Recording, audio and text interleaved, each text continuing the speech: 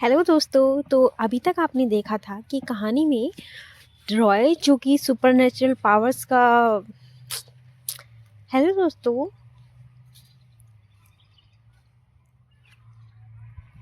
हाय listeners. Hello listeners. तो अब तक आपने देखा था रॉय जो कि सुपरनेचुरल पावर्स रखता है। हाय लिसनर्स। तो अभी तक आपने देखा था कि कहानी में रॉय नाम का एक करेक्टर होता है जिसके पास सुपरनेचुरल पावर्स होती हैं और वह एल्विस महेश्वरी से नफ़रत करता है। इसीलिए वह एल्विस महेश्वरी का रूप धारण करके एक घर में जाता है जहाँ पर वो एल्विस के दादा दादी का कत्ल कर देता है। लेकिन उसी घर में उसे एक मोना नाम की लड़की मिलती है जो वहाँ पर चोरी करने आई थी। तो सिचुएशंस ऐसी हो जाती हैं कि दोनों कुछ ज़्यादा ही करीब आ जाते हैं और वहीं पर जो बच्चा होता है उसे मोना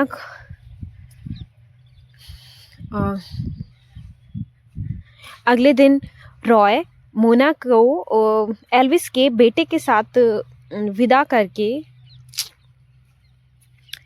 हेलो दोस्तों। तो अभी तक आपने कहानी में रॉय के बारे में जाना जो कि एक सुपरनेचुरल पावर रखने वाला इंसान है और वह महेश्वरी परिवार से नफरत करता है। इसीलिए वह महेश्वरी परिवार के बड़े दादा और दादी के। Hello listeners. तो कैसे हैं आप सब। अभी तक आपने देखा था कि ये कहानी एक सुपरनेचुरल और रोमांटिक। हेलो दोस्तों। तो अभी तक आपने देखा कि ये कहानी एक सुपरनेचुरल पावर रखने वाले इंसान रॉय के बारे में है जो कि महेश्वरी परिवार से नफरत करता है और वह महेश्वरी परिवार से दो लोगों को जान से मार भी देता है।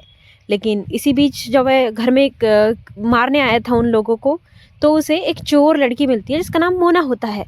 तो सिचुएशन ऐसी होती हैं कि दोनों एक दूसरे के करीब आ जाते हैं और अगले दिन रॉय मोना को एक बच्चे के साथ जो कि एल्विस का बेटा था, एल्विस महेश्वरी का, उसके साथ कहीं दूर भेज देता है। इसके बाद कहानी एल्विस की तरफ आती है जब एल्विस अपने बच्चे को ढूंढ रहा होता है और जो मोना की जुड़वा बहन है टीना वो भी अपनी बहन को ढूंढ रही होती है। तो दोनों ही एक दूसरे से टकराते हैं।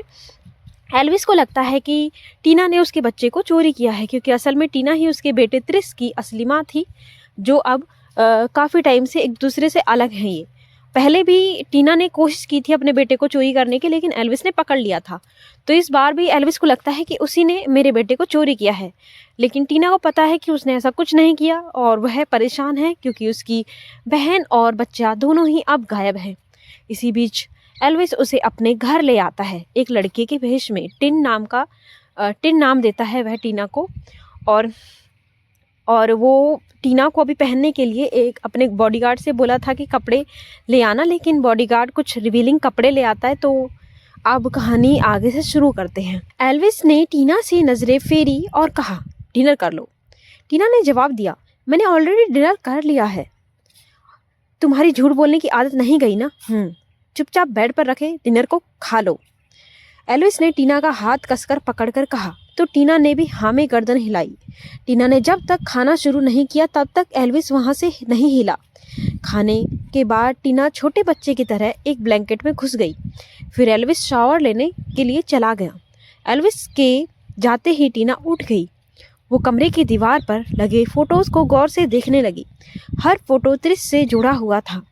किसी में वो खेलते हुए खिला रहा था तो किसी में उसका मासूम फेस चॉकलेट से सना हुआ था। फोटोज में खोए हुए टीना को पता ही नहीं चला कि कब उसकी आंखें आंसुओं से भर गई। उसने हमेशा त्रिश को याद किया था। हर रात वो त्रिश को याद करके रोती थी। हर साल वो त्रिश के लिए बर्थडे गिफ्ट लाती इसी उम्मीद में कि कभी वो उन्हें त्रिश को दे पाए। लेकिन आज त्रिश ही गायब था। एक माँ के लिए इससे बड़ा दर्द कोई हो ही नहीं सकता था। त्रिश को याद करते हुए टीना फूट फूट कर रोने लगी। एल्विस भी शावर लेकर बेडरूम में आ चुका था। उसने टीना को फर्श पर बैठे रोते हुए देखा। उसने अपने हाथ से टॉवल फेंका और जल्दी से जाकर टीना को ठंडे फर्श से उठाया। टीना ने एल्विस की चेस्ट पर अपना सिर रखा और एल्विस की गर्दन को मजबूती से पकड़कर कहा, प्लीज त्रिश, मेरे बेटे को वापस ले आओ प्लीज। एल्विस ने उसे बिस्तर पर लेटाया। वो अपने कपड़े पहनने जाने वाला था लेकिन टीना उसको छोड़ने के लिए तैयार नहीं थी। एल्विस बिना शर्ट के ही उसके पास लेट गया। उसके बालों को रब करते हुए उसने कहा, मैं हमारे बेटे को जल्द ही वापस ले आऊँगा। टीना ने उसे उम्मीद भरी नज़रों से देखा। एल्विस ने उसके माथे को चूमते हुए कहा, सो जाओ। टीना जब नॉर्मल हुई तो उसे एहसास हुआ कि वो कैसे एल्विस से लिपटी हुई थी। वो घूमी और सोने का नाटक करने लगी। एल्विस ने उसकी कमर पर हाथ रखा। टीना डर से अपने लिप्स बाइट करने लगी। जब एल्विस ने महसूस किया कि वो कुछ रिएक्ट नहीं कर रही है तो वह मुंह भर कर लेट गया। दोनों अजनबियों की तरह लेटे हुए थे। तुम्हें टूटकर भी चाह ना सका, तुम्हें होकर भी तुम्हें अपना ना सका, दायरे ये जो जाने क्यों पास होकर भी हमें मिला ना सके। कुछ देर बाद एल्विस उठा। उसने बिना आवाज के कपड़े पहने और रूम से निकलने से पहले टीना को अच्छे से ब्लैंकेट को कवर कर दिया। उसके जाने के बाद टीना ने भी अपनी आंखें खोली। दोनों में से कोई भी नहीं सोया था, बस वो पूरे टाइम सोने का नाटक कर रहे थे। टीना ने अपने ऊपर से ब्लैंकेट हटाया और उठकर बिस्तर से नीचे से अपना लगेज निकाला। उसने ड्रेस चेंज की और अपने आप को एक शॉल से ढककर छुपाते छुपाते घर से निकल गई। मेन गेट पर सिक्योरिटी गार्ड ड्यूटी पर थे। बिना किसी की नज़रों में आए टीना एक पेड़ की मदद से दीवार पर चढ़ गई और उस दीवार को पार करके सड़क पर आ गई और बाहर खड़ी टैक्सी में बैठकर कहीं चली गई। उसने टैक्सी को एक आलीशान बंगले के सामने आकर रुकने के लिए कहा। टैक्सी ड्राइवर ने टैक्सी रोकी। टीना टैक्सी से बाहर आई और उसने उसका भाड़ा दिया। जब टीना बंगले के अंदर जाने लगी तो टैक्सी वाले ने पूछा, ए सिस्टर, अगर आपको वापस जाने का है तो मेरे को बोल दो, मैं रुक जाएगा। अगर मैं चला गया तो आपको इतनी रात में कौन टैक्सी देगा? टीना ने पलट कर टैक्सी ड्राइवर से कहा, भैया मैं खुद मैनेज कर लूँगी। टैक्सी ड्राइवर उसकी बात सुनकर वहाँ से चला गया। टीना ने चारों ओर अपनी नज़रें घुमाकर देखा और उस बंगले का गेट खोलकर अंदर चली गई। उसे लगा कि शायद उसे कोई नहीं देख रहा है, लेकिन कोई था जो अंधेरे में परछाई की तरह उसका पीछा कर रहा था। जैसे ही टीना मेन गेट से उस बंगले के अंदर घुसी, एक औरत ने उसका हाथ पकड़कर खींच लिया और उसे झाड़ियों में ले जाते हुए उसने अपने पर्स में से नोटों से भरी एक गड्डी निकाली और टीना से रिक्वेस्ट और गुस्से भरी आवाज़ में बोली, अब जाओ यहाँ से और दोबारा कभी मुझसे हेल्प मांगने आना भी मत, अंडरस्टैंड? टीना ने उस औरत की बात पर अफसोस जताते हुए कहा, आज तक भी आप अपनी बेटी को समझ नहीं पाई माँ। मैंने आपसे आज तक कभी भी पैसे नहीं मांगे, तो आपको ऐसा क्यों लगा कि आज मैं आपसे पैसे मांगने आई हूँ? टीना ने बोलने के लहजे में उदासी देखी जा सकती थी। टीना की माँ को उसकी बात से कोई फर्क नहीं पड़ता था। उन्होंने पैसे वापस लेकर अपने पर्स में रखते हुए कहा, तो फिर तुम्हें मुझसे क्या चाहिए और यहाँ क्यों आई हो? टीना ने उनके हाथ को पकड़ा और इस बार गिड़गिड़ाते हुए कहा, मॉम, त्रिस को आज शायद किसी ने किडनैप कर लिया है। प्लीज़ आप उसे ढूंढने में मेरी मदद कर दीजिए। आपको लगता है कि कोई ऐसा हो जो ऐसा काम कर सके? प्लीज़ उनसे कहें कि वही मेरी मदद कर दें। मेरा उससे कोई लेना देना नहीं है और ना ही तुमसे। तुम तीनों ने कभी मुझे चैन से नहीं जीने दिया। अच्छा है वो बच्चा किडनैप हो गया, अब कभी वापस मिले भी ना तो अच्छा ही होगा।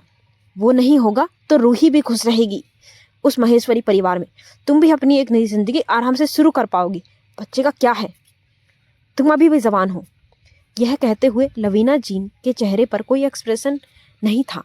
टीना ने अपनी माँ की बातों को सुनकर अविश्वास से भरी नज़रों से उन्हें देखकर कहा, सीरियसली मॉम, आप ऐसी बातें कह भी कैसे सकती हैं? बस आप अपनी इस लग्जरियस लाइफ को एंजॉय कीजिए। Good bye mom. टीना मुड़ी और वहाँ से जाने लगी। लवीना जी ने एक आखिरी बार उसे चिल्लाकर कहा, सबके भले के लिए कह रही हूँ, अभी ये बात तुम शायद ही समझ पाओगी। टीना ने उनकी बातों को सुना। बिना रुके वह फिर वहाँ से चली गई। टीना उदास होकर मेन के दरवाजे से बाहर निकल गई। सड़क पर थोड़ी दूर चलने के बाद ही उसने वापस मुड़कर पीछे बंगले को देखा जिससे उसकी बचपन की यादें जुड़ी हुई थी। वह यादें कुछ बुरी थीं तो कुछ अच्छी भी थीं। 15 साल पहले कपूर परिवार खुशियों से भरा हुआ था। टीना और मोना के मॉम डैड लवीना और देवांश थे। वह दोनों इसी बंगले में रहते थे, लेकिन किसी को नहीं पता था कि इनकी खुशियों को आग लगने वाली थी। उन्होंने घर में यश नाम के एक आदमी को पनाह दी, जिसको देवांश कपूर ने हमेशा अपना भाई माना और पढ़ा लिखा कर काबिल डॉक्टर बनाया। उन्होंने ही देवांश कपूर की हंसती खेलती जिंदगी को बर्बाद कर दिया। देवांश कपूर शहर के जाने माने एक बहुत ही काबिल डॉक्टर थे। देवांश कपूर अपने सभी सीक्रेट्स यश से शेयर करते थे और हर जगह उसे अपने साथ ले जाते थे। लेकिन यश अपने दोस्त से छुप छुप कर हॉस्पिटल में नकली दवाइयाँ मंगवाकर लोगों की जिंदगियों से खेलता रहा। पेशेंट्स की झूठी मौत का सर्टिफिकेट बनाकर उनके ऑर्गन्स बेचने शुरू कर दिए। देवांश उस पर आंख बंद करके भरोसा करता था। उन्हें नहीं पता था कि उनके हॉस्पिटल में ही यश का ऐसा खेल हो रहा है। और जब देवांश को यश की सच्चाई का पता चला तो उन्होंने पुलिस बुलाई। लेकिन उन्हें क्या पता था कि यश ने हॉस्पिटल्स में सारे इलीगल काम देवांश जी के नाम पर ही किए थे। पुलिस ने आकर देवांश कपूर को ही पकड़ा और उन्हें सबका दोषी पाया गया। आखिर में उन्हें जेल हो गई। जिन पेशेंट के परिवार वालों को इस सब के बारे में पता चला, उन्होंने बार बार कपूर परिवार को जान से मारने की कोशिश की। इन सब घटनाओं के बाद लवीना जी का जीना मुश्किल हो गया था और उस समय यश ने लवीना जी को सहारा दिया और उन्होंने ही लवीना जी को देवांश से डाइवोर्स दिलवाया और कहा कि वह कम से कम अपनी बची हुई जिंदगी उनके साथ अच्छे से जी सकती थी। उस वक्त लवीना जी को भी यश के सुझाव सही लगा। उन्हें अपनी दोनों बेटियों को पालना था, क्योंकि उन्होंने अभी भी अपनी दोनों बेटियों को पालना था। लवीना जी और देवांश के डाइवोर्स के बाद यश ने माँ बेटी को अपने घर में पनाह दी और 1 साल बाद ही उन्होंने शादी भी कर ली। उस वक्त तक टीना, मोना और रूही तीनों ही बहनों की तरह आपस में घुल मिलकर रहती थी। लेकिन रूही के मन में तो ये बात हमेशा खटकती थी कि टीना और मोना के पास उनकी अपनी मॉम थी। वैसे तो लवीना जी तीनों को ही बराबर प्यार करती थी, लेकिन फिर भी रूही को ये बात बिल्कुल पसंद नहीं थी। वह टीना और मोना की तरह इतनी परवाह नहीं करती थी। फिर एक दिन पता चला कि देवांश कपूर जेल से भाग गए और जब उन्हें पता चला कि लवीना जी ने उनके ही दुश्मन से शादी कर ली है तो वह सीधे टीना और मोना के स्कूल गए और वहाँ उन्होंने देखा कि टीना और मोना स्कूल में साथ वापस आ रही थी। तो उन दोनों को देखकर ही उनकी आंखें छलक आईं। तभी उन्होंने देखा कि टीना ने मोना से कुछ कहा और वो उसे स्कूल के मेन गेट पर ही छोड़कर स्कूल से बाहर वाली दुकान के पास चली गई। इसी मौके को देखकर कोई अजीब सा दिखने वाला इंसान मोना के पास आया।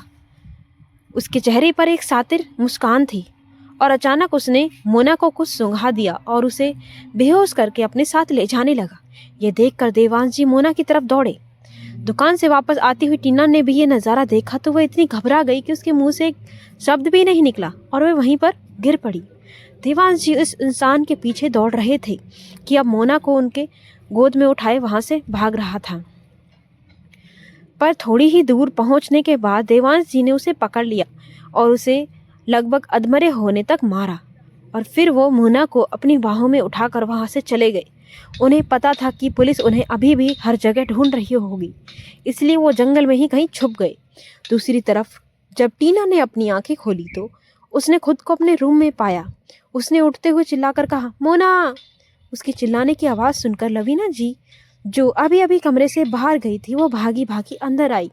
उन्होंने टीना को पानी दिया और उसके सर को आराम से सहलाया और फिर आखिर में जब वो खुद को और कंट्रोल नहीं कर पाई तो उन्होंने जल्दी से घबराते हुए टीना से मोना के बारे में पूछा। तो टीना ने सब कुछ बता दिया जो भी स्कूल में हुआ था। उसके बाद लवीना जी ने बिना देर किए पुलिस को इस बारे में इन्फॉर्म किया और पुलिस का पहला शक देवांश पर ही गया था, क्योंकि आज ही वह जेल से भागे थे। लेकिन टीना ने इस बात से साफ इनकार कर दिया। उसने पुलिस को उस आदमी का हुलिया बताया जो उस सामने से मोना को ले गया था। अब पुलिस उन्हें ढूंढने में लगी थी। अगले दिन पुलिस को उस इंसान की डेड बॉडी जंगल में मिली, पर मोना और देवांश जी का कोई नाम और निशान नहीं मिला और अगले 6 महीने में पुलिस ने भी उन दोनों को भी मृत घोषित कर दिया। काफ़ी सालों तक देवांश जी अलग अलग जगह पर छुप कर रहते और अपनी बेटी मोना को पालते। दूसरी तरफ टीना अपनी माँ लवीना के साथ रहती थी। उन्होंने यश से शादी तो कर ली थी। उन्हें देवांश जी ने पहले ही बहुत समझाने की कोशिश की थी, लेकिन उन्हें देवांश जी पर बिल्कुल यकीन नहीं हुआ था और वह अपने साथ जो कुछ भी हुआ उन सब का जिम्मेदार देवांश को मानती थी। और इस वक्त के साथ टीना के लिए उनका प्यार काफ़ी कम हो गया था। उन्होंने यश की बेटी रूही को ही अपना मान लिया और टीना को दुनिया की नज़रों में एक नौकर की तरह रखा। टीना इतने सालों तक अपने ही घर में एक नौकर की तरह रही और एक दिन वो उसके घर से भी निकल गई। तब बेघर टीना की बेरंग जिंदगी में एल्विस मसीहा बनकर आया।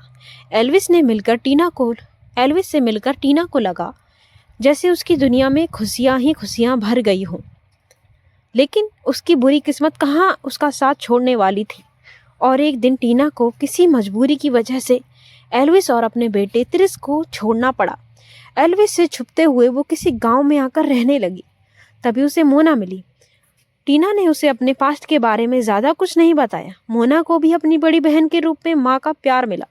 मोना काफ़ी चुलबुली थी। 3 सालों तक टीना और उसकी बहन एक गांव में रहते थे और क्रिसमस के दिन वह हादसा हो गया। टीना पास्ट को याद करते हुए सड़क पर चले जा रही थी और उधर लवीना जी बंगले के अंदर गई। उन्हें ऐसा लगा कि एक झाड़ी के पीछे से किसी की आहट आई। मोना मानो वहाँ कोई मौजूद हो। वो डरते डरते झाड़ी के पास गई।